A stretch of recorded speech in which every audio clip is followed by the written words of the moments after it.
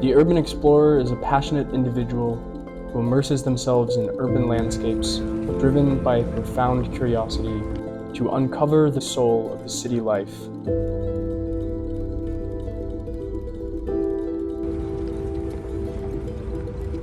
They are a young and curious individual who dedicates their time to traveling and observing architecture projects and construction sites.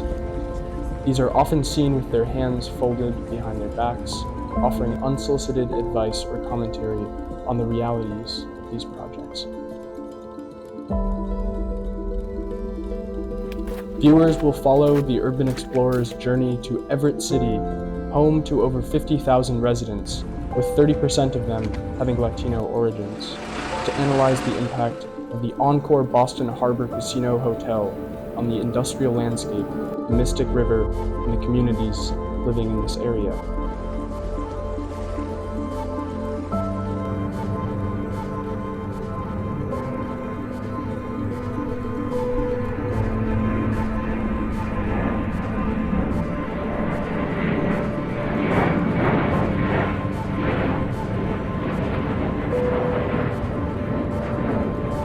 The explorer is intrigued by the reputation and opulence of the Encore, as it is part of Wynn's extensive portfolio.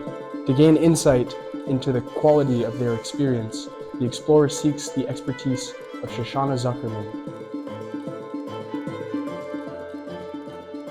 Is that they've pretty much set the gold standard, like the industry standard for hiring, training, retention, and employee development. The experience of being there can feel dystopian, as if it's hiding a secret. During weekdays, the resort is almost empty, and even on weekends, while there is activity in the casino, many of the common areas still remain underutilized. This could be attributed to the high cost of rooms, the location of the complex within a working-class industrial environment in Everett, unlike other projects set in tourist cities, and the significant cost of the project itself.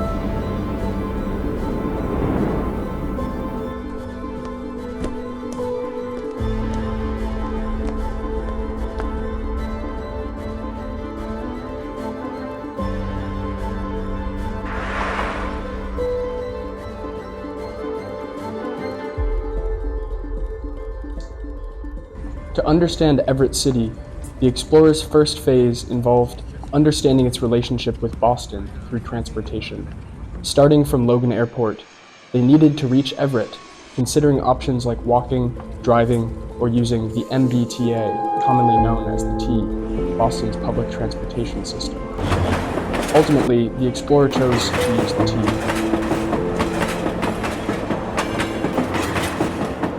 The second phase involved understanding the landmarks, people's experiences in the area, and their relationship with the Encore.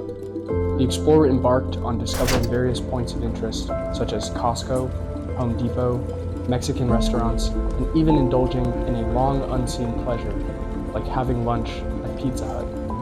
Meanwhile, the explorer actively engaged with locals on the streets. Despite encountering several negative responses initially, the explorer eventually met Danny Wang, a regular casino guest. I think it's a pretty nice place. It's pretty to look at, and kind of like it kind of like sets like a landmark when you just like look from the distance. Brenda, a waitress at Cantina restaurant.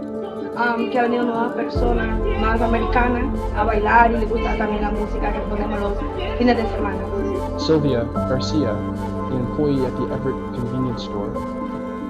Pienso que afecta un poquito a que la ciudad se vuelva un poquito más cara en cuanto a las personas rentan a consumir, estar en el casino ahí, ¿verdad? Entonces hay más seguridad también, es una de las ventajas que antes tal vez andaban robando tal vez mucho y ahora también por el lugar del casino he escuchado que ha estado una zona un poquito más segura.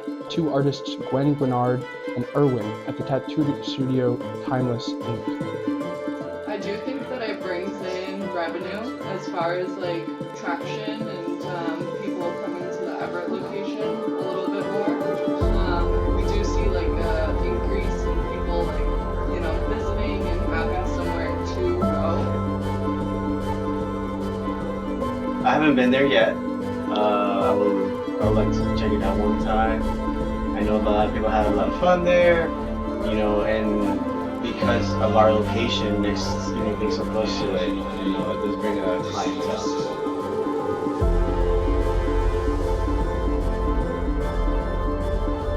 The Explorer encourages further exploration and discussion on hotel development and its global impact.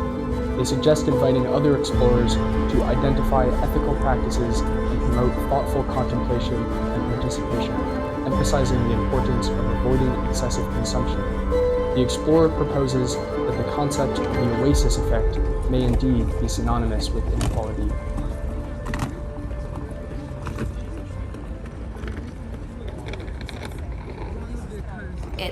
It's kind of dark in the casinos, so you can lose track of like sense of time. So it could be like 3 in the afternoon and I'd feel like it was 8 o'clock at night. So I think maybe one suggestion would be maybe like adjusting the light during the day to better reflect the sense of time. But I will say I think it's an intentional tactic to like have people play and lose track of time. So I get why they do it, but as someone who's there for extended periods, it can be a little disorienting.